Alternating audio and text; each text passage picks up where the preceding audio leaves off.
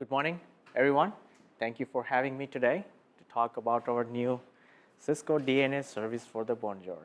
We will not talk about who came up with the title, but really it's a Bonjour solution for an enterprise network environment. I have been presenting in Cisco Live, but this is my first time presentation at the Tech Field Day, and got a little excited. I was told that there will be a lot of technical people in the room, and be prepared. And I said, okay. So I got all my 100+ slides and ready, and I got shot down right there. It's just like, that ain't happening. You gotta have no more than 15 to 20 slides, and stay focused on your topic, and drink some vodka, and then do your demonstration. Show things that is real. So I'm super excited to talk about what we have done and what we are trying to bring to the market. But the question was also very valid when I was told that not 100 slides, because it's a Bonjour. Really? I mean, something that works on a single layer to VLAN. What do you want to talk about the technology in 100 slides that does not even cross this one network boundary there? So we made some breakthrough technology and some solutions to solve that kind of a requirement. And we were successful, and successful in a massive, massive scale environment, to make sure that this technology is not just limited to a one network boundary, but rather it can be used end to end. So it is a solution that we have developed in a very, very unique way by leveraging the existing infrastructure, considering what the customers have there deployed today, without doing any major forklift upgrade or any major architectural changes, just seamlessly integrating the service as just any iOS service that you integrated, so that our customers can start using that kind of an environment.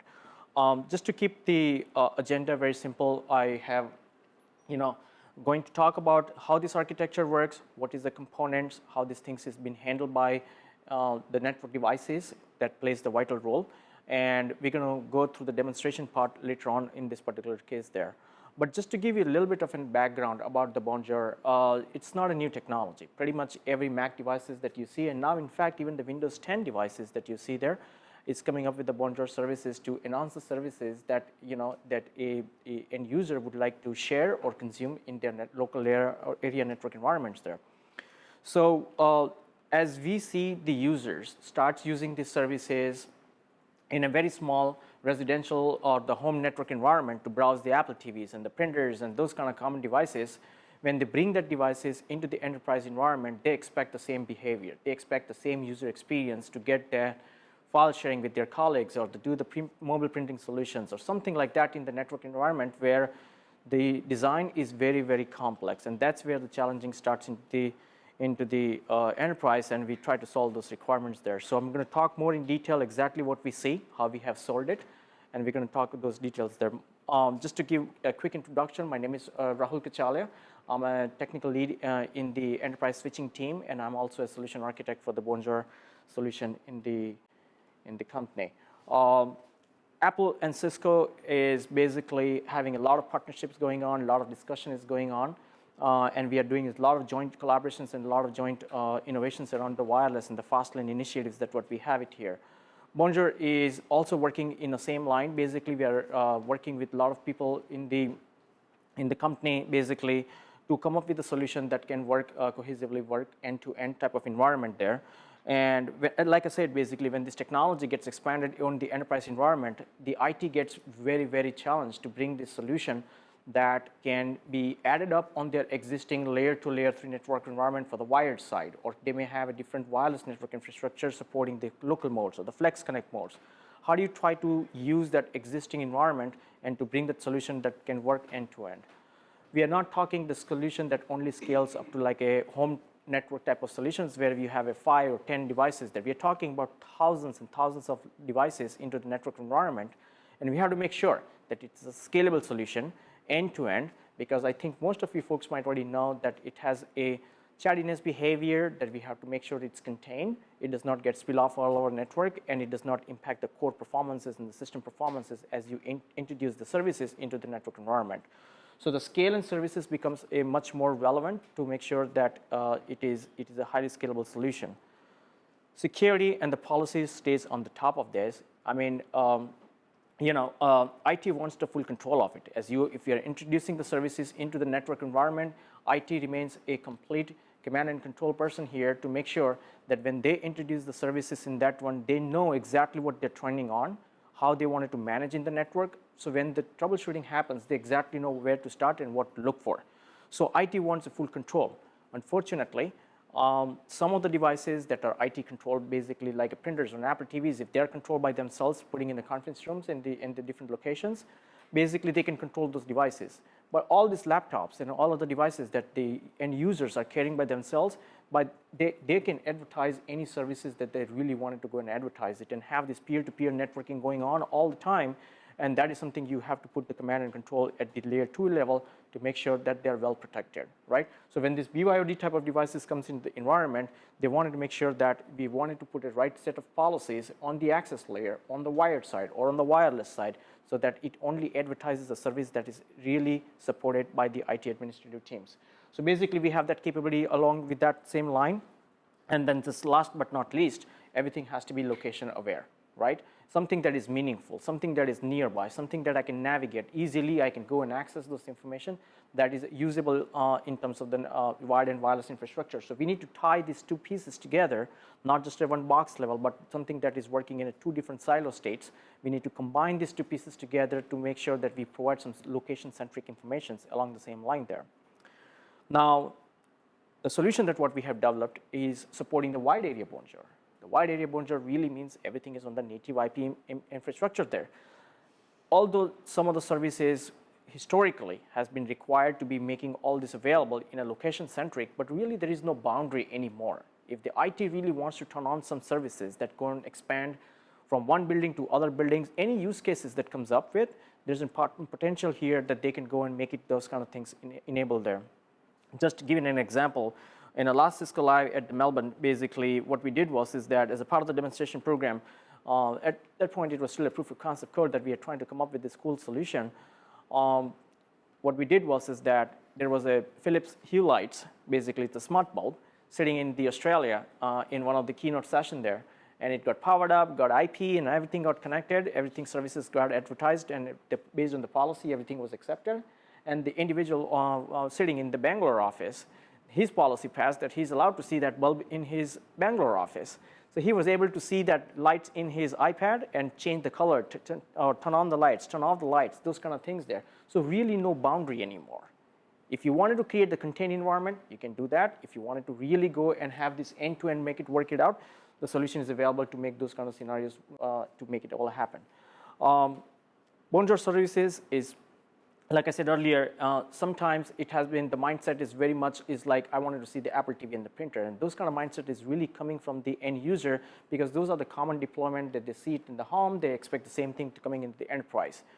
What we have been working and seeing across the board is that it's just more than an Apple TV and printers. We see lots and lots of IoT devices that has the Bonjour capability on it. So next time when you see something in the market that says like, hey, I'm a smart device, I can be managed over the iPhones and your Android devices and anything that you have there, it is most likely, the chances are that more than 99%, I can tell you, everything has been supported over the Bonjour, because that's how you are advertising the services, that's how it's been discovered by the phones, and they will go and connect it. And once you open up the manual, there'll be a clear instruction that will be given there that make sure that your devices are connected to the same Wi-Fi network. And the reason they're saying that is because they wanted to make sure that your link local multicast traffic with the Bonjour is participating on the same layered flooded network domains. Now, if you take that scenarios and if you bring this type of devices into the enterprise networks, nobody is going to change their layer 2 network infrastructure across the campus blocks to say that I wanted to have layer 2 working end to end. So you got to have some solution that can understand how the routing and switching infrastructure is done on the switching side and how the wireless design is done. And then you need to integrate these devices and to make this whole solution work out properly there. So that's the kind of a challenge that we had it. And that's what we are trying to tackle with the Cisco DNA service for the Bonjour. Okay? So you effectively solved the Apple Talk problem again. A little bit more than that. Apple Talk was an alternative routed protocol for that. But you are right.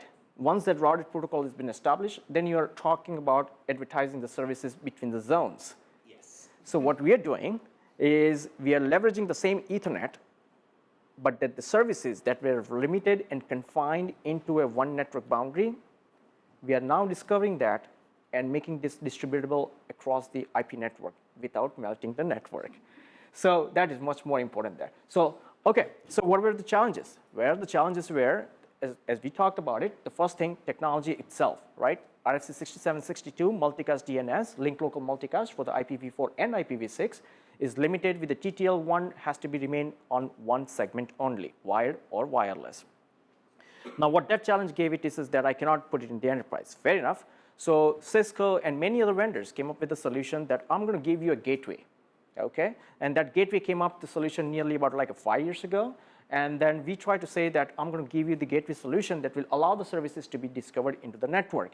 Now, what does that network really mean? The network really means is that I have a source sitting on the VLAN X, and I have a receiver sitting in a VLAN Y. They can see the services each other, but both of them are connected to the same gateway only. So it was literally a one-box solution, whether it's in wired or it's in wireless. It was never an end-to-end solution. So our customers couldn't have the solution that works end-to-end, and that's where it created the boundary in this particular environment there. So what did our customer did? Well, for past almost 5 years, this is like, if you want a Bonjour, and my receivers are mainly on the wireless side, let's put everybody on the wireless. So printer go wireless, Apple TV go on wireless, everybody gets on the wireless side. And that's fair enough. It works fine up to certain network boundaries. Basically, as it starts ramping up the scale, the Bonjour protocol is a CPU intensive and the network intensive, and it starts consuming more and more cycles from the CPU and start impacting the scale and performances.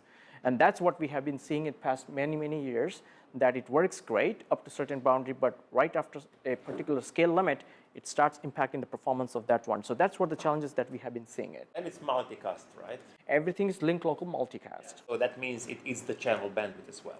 That is channel bandwidth itself too. So what we have done, that instead of now extending the solution that we developed on the ROS side, basically on the wireless controller side, we need to think a little bit differently. We need to think that is a scalable, connectable, as well as it's not going to just impact the system performance of individual boxes, but the network itself. And we don't know. The use cases are just enormous. We don't want it to look for the solution that is solving today's problem, but also forward-looking something there.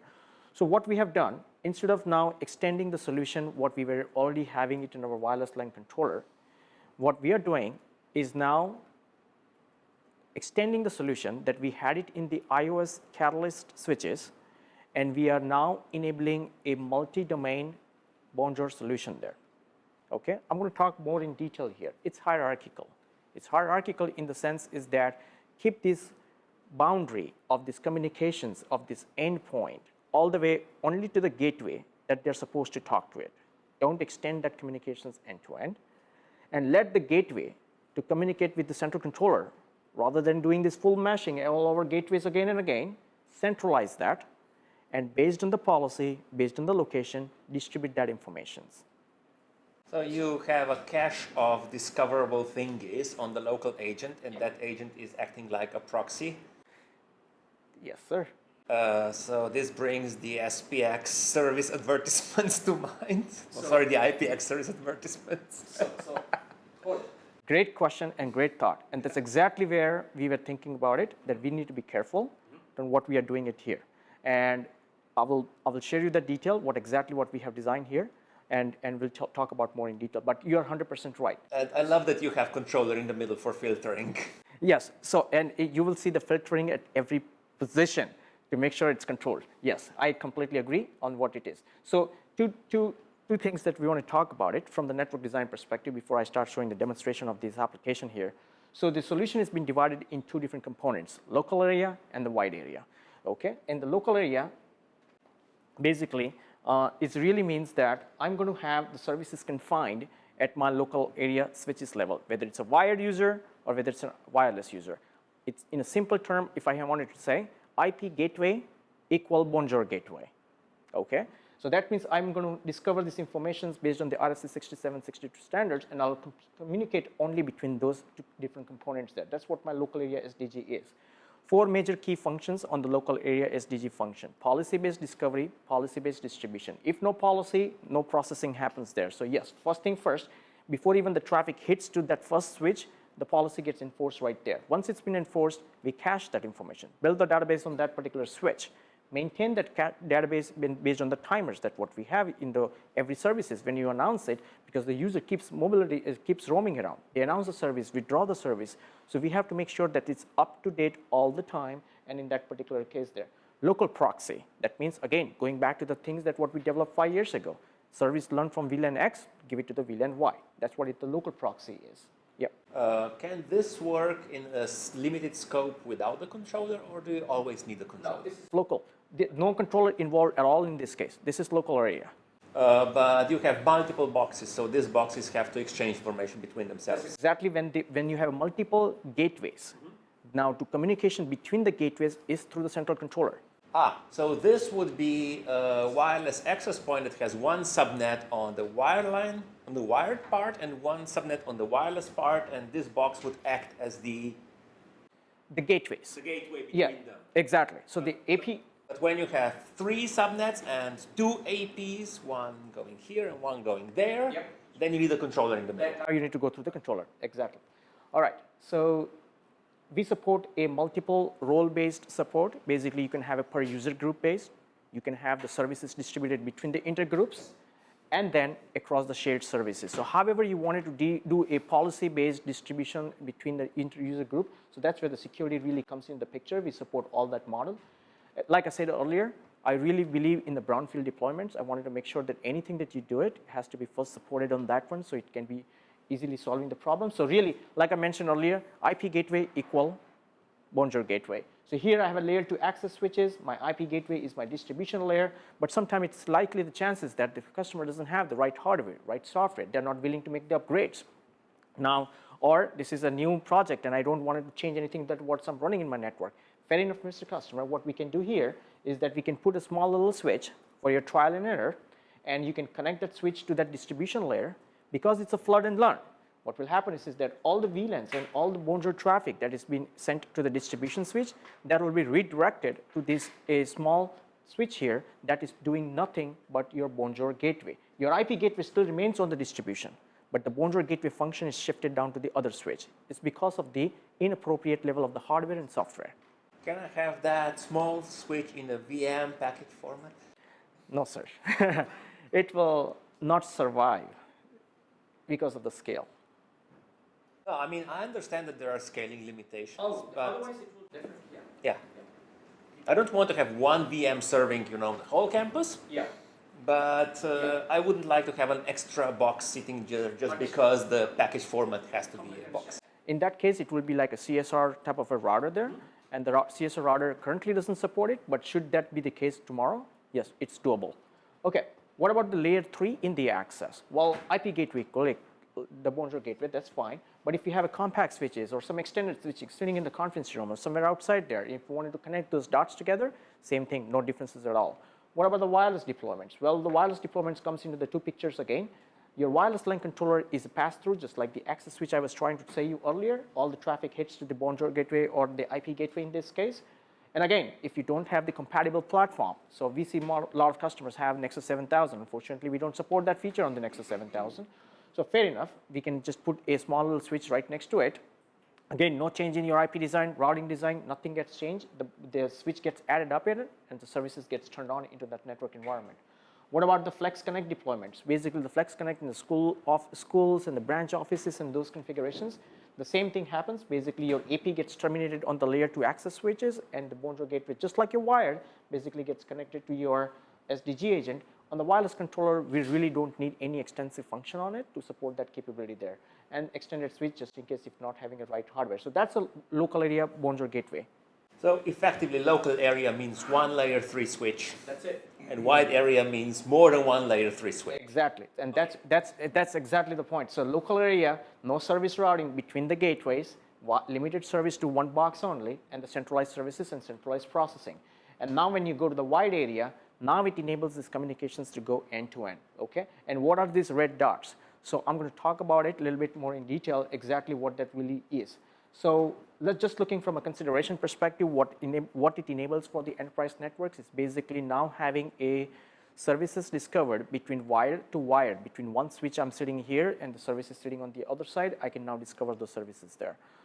Similarly, on wire to wireless, I can have my AP sitting here, but my wireless IP might be terminated in the data center, but I can still be creating a policy that I can see the services on my same floor there. So regardless of my IP boundary, I can connect the dots together to see the services where I really, really need that information to be available.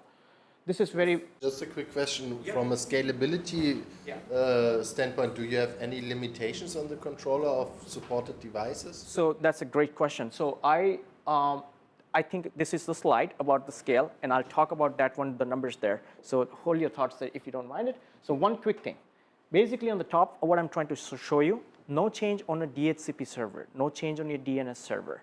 It's transparent, just the way it is working there, no change that thing completely at all. Now what we do is that we keep this multicast DNS traffic confined in the layer 2 boundary only.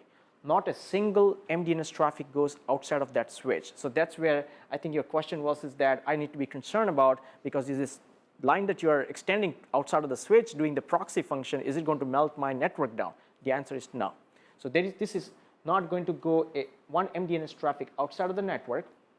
Every services that we discovered from the network, it is now going to be cached into each of the switches. Now, going back to your scalability question, depending on the platform, whether it's a Catalyst 6K or 9Ks and the 3000, 4000 series that support it, the scalability number is a little bit variation. There are variations a little bit on it, but I can tell you if I take, for example, Catalyst 6K, each switch can handle up to 10,000 services, right? So you program only one time all the agents, and then they are responding. They're responding that one, exactly. So you need to create a common policy. Once you create the policy and push it out, basically if you have a Catalyst 6K sitting up here, it can, one switch in that one distribution block, it can handle up to like a 10,000 services, including managing the timers, retrieving the informations, exporting that information to the central controllers, and so forth, right? So that's agents. On the controller side, basically we are still validating the solution, we are still testing things out, but it is looking promising. It is looking promising in the sense is that a controller can handle the number of agent switches in a more than a 3-digit numbers. I don't want it to give precise number, but it's 3-digit numbers I can tell that handles like, and by the way, I'm talking the layer 2, layer 3 gateways, not individual layer 2 switches. So that means a distribution blocks up to like a 300 or something like that kind of a numbers I'm really referring. And up to the services, it can go really, really in a 6-digit numbers there. And what is the requirement regarding to software? What is the requirement for software? I have a slide at the end. I'm going to show you the version numbers and all these things, what that's really required here. So what is this TCP session? Basically, what we are handling here is going to be a complete unicast model. It is not going to be an extended MDNS or tunnels or nothing like that. It's a very lightweight TCP channel. I will talk about more in detail. But really the main point I'm trying to address here is that the caches are distributed just like your routing database on each of them, and then based on the policy that we can go and export these things. Policy is very important. I think that's what we were talking earlier. Every switch in the network, you can have your own set of policy, what you wanted to handle in local area and what you wanted to handle in the wide area. You can create a unique policy, consistent policy on the wired side, wireless side, and basically, and same thing, you can apply it on the controller side. So it allows the services to be discovered, manageable end to end. So I'll give you one example here. If you take a look on the one of the switch here, you can say that I wanted to support like a 10 services in my local area. However, I only wanted 2 services to be seen across wide area. So you only permit that policy on the outbound side, only 2, rest is automatically filtered, right? So it's like a routing protocol. You can learn all the routes you want to learn it, but when it's time to redistribute, you can only redistribute limited routes for your end-to-end discovery. So it's pretty much following the same fundamental as what we have it in a routing and switching infrastructure there.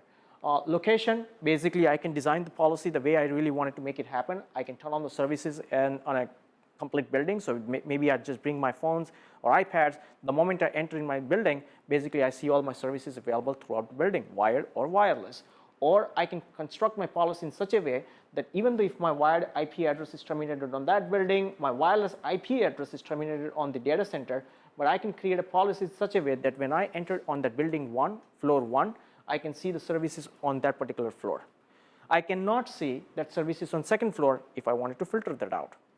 Or I can even create a filter policy where I can combine somebody's role plus its location, and I can tie these pieces together and say that only that user group on that floor is supposed to see the services. There are a lot of flexibility options that's available that you can make it happen in this configuration. So this is really the heart of the all over innovations here. What we have done is that on each switches, we have innovated a new protocol called Cisco Bonjour control protocol. It's a routing protocol, to be honest with you. It has all the kind of same mechanics as like how the BGP works. When a route gets announced, in other contexts, like a services gets announced, basically the announcement goes across the network based on the policy, right? It's not a tunnel. It gets proxied, but it goes like a routing protocol. If somebody remove the services from the network or the Apple TV goes off, the TTL will happen, the removed services will be removed from the switch, and everything will go to the central controller there. So that's the kind of a thing. 66 byte of the communication header, and all the payload carries all that particular information there. And this is basically showing the whole flow of the how service is going to go through. So local area SDG, source messaging announcement based on the policy goes to the central controller. The receiver comes into the network, makes a query, policy passed, another policy comes in, sends a request to the controller. Controller sends that information back based on its database, and that information comes from a unicast, goes back to the MDNS. And once its receiver gets that information, the data path goes straight from the receiver to the Apple TV in this case. So the controller does not come into the picture in the data path at all. It's a name resolution mechanics based on the policy, based on the location, okay? So that's really the whole part of it. Going back to your question, what software, what releases?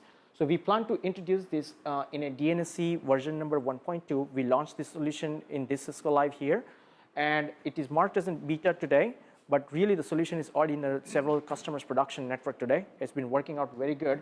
We actually have a case study that we rolled out with the school, 32,000 students with about like 40,000 iPads coming out every day, announcing the services and working out awesome. So here's the switches that can act as an agent, as well as the ISR series router. Basically, it's going to come out pretty soon. So we will start supporting in that one.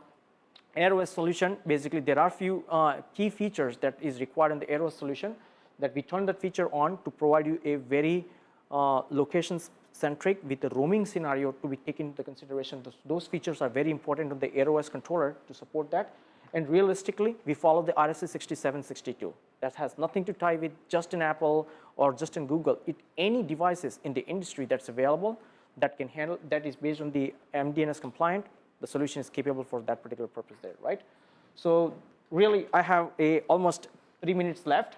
I will go into my quick demo showing the app. So what you're seeing here, this is the DNS Center. You've been seeing these things long, but what you're finding here is a new tile that will call out as a Wide Area Bonjour. It's the name of the app that will be installed here. Once you install this app, that really enables the controller function on this one. This enables a lot of things inside of it. There's a firewall setting. We will open up the port for those trusted SDG agents. There's a high availability proxy configurations available. We will open up the load balancing inside the controller there. So once you install this app, you click on this, and it will take you to the dashboard of that particular page there. Okay. It will take you to the dashboard. The things that you're seeing here, those are the dashlets, basically giving the complete 360-degree view of your network infrastructure, trying to tell you how many number of the subdomains that you have, which is like your building blocks and other things. Service filters is your policies, service instance, how many Bonjour services I see network wide, how many number of my agents are being configured, enabled, up and running. This is basically how many number of the query requests I'm coming from all the agents across my network infrastructure, and down below is all top talkers, basically number of buildings which are top talker services and those kind of things there. So that is basically my dashboard, and the policy configurations really provides me a elasticity on however I wanted to create my policy here. So ABC Corp, my name of my company, basically I can create my building blocks here with the building 1, building 2, and their respective floors. Once I know what my logical configuration looks like, then the next step basically what I can say is that show me the switches that I have it in each of these floors. So I can go and click on this one, and it will tell me I have 2 switches provided a service on that floor, 2 switches. One is my LAN switch, which is my SDG agent sitting up here that is announcing up to like 800 services. And then other one is my wireless LAN aggregation switch. Although that switch does not physically reside on that particular floor, It is in the data center, but it is the one who is providing the services on that one. So that's basically how a simple configurations of what the SDG agent 360-degree looks like. And then if I go to the service filter, and if I click on that, it will tell you all the policies that has been applied on that building on that floor. So if I click on one of them, it will tell me a simple configuration, basically a name of the filter, a type of the services that I wanted to enable. I will just go and try to do these things. I think the screen a little bit got slide up on that side, but that's okay. So I can turn on my Apple TV services, for example, and I will say, here's my source SDG agent. I expect all my Apple TVs and Apple filing protocols, everything to be turned on. I can go and drill this down as detailed as really wanted to make it happen at the subnet level or the role level that I wanted to do it. And then I can say, here is my wireless SDG agent sitting in the data center, and here's behind all my wireless users are connected to. So I can stitch these things together. So now what happens is that when an Apple TV gets connected on that LAN switch, when it makes an announcement based on the policy, that switch will cache it and send it to the controller. Next time, when the wireless user gets connected, it sends its traffic over the CAP web, goes to the controller. Controller sends back to the wired IP, the wireless LAN SDG agent. He will say, I don't have any Apple TVs. So he will not do any local proxy in this case. And he will proxy that query back to the controller, and controller will say, okay, based on my policy, whatever the Apple TV is received from here, I will give it to you. And that information comes back based on the policy there. So it's a simple configuration that you can see there. Monitor is the page where I can manage all my SDG agents, their IP addresses, adding the services, looking into like whether it's reachable or not, what kind of a database it is in the state right now, whether it's synced or out of sync. I can resync my cache with my distributed services. This page actually gives me a total view of all my clients that is connected throughout my campus, basically name of the Bonjour clients, which zone they are connected to, for example, domains they are connected to, which policy that passed, what is the switch IP address that is announcing that service in the wide area, what is the type of services it is announcing, and then all the details of my client about like IP address v4, v6, MAC addresses, and the state. State means, green means it is available in the wide area. If it goes red, that means that I hold that information in my cache, but I'm not going to distribute them in my cache, into my network, because my SDG agent is possibly went down here. Troubleshooting part becomes easier in case if you wanted to open up the tag cases and other things, you can create the log and you can filter these things out, download it, and give it to the tag for the troubleshooting. It has a lot of good details on it. The signaling mechanism between the controller and the agent can be having a little bit of a security by having the MD5 password on it. So I can enable the MD5 on this one. It automatically programs all the SDG agent without pushing any configurations saying that we need to use that password. There is, like I said, this is really acting like a routing protocol. So it has the default hello message timer is the 15 seconds with the dead timers of like a 60 seconds. So if I wanted to go and change those values, I can go and change the values into this environment. So it's really a, not dependent on any kind of a latency to run across the WAN if I really wanted to make it happen there. So definitely it's doable. And then the cache timers, I can set the timers here to reduce it up to like, all the way down to the 60 minutes here instead of 24 hours for the old active services. This is the master database for maintaining all the cache. It is a regular expression basically, and it is, just create the database entry, you can use it, and then if you wanted to have any new services coming up in the network, you can just append the database in this case and start using the service into your network. So really, we don't need to have any software upgrades or anything, just punch the name and we are good to go.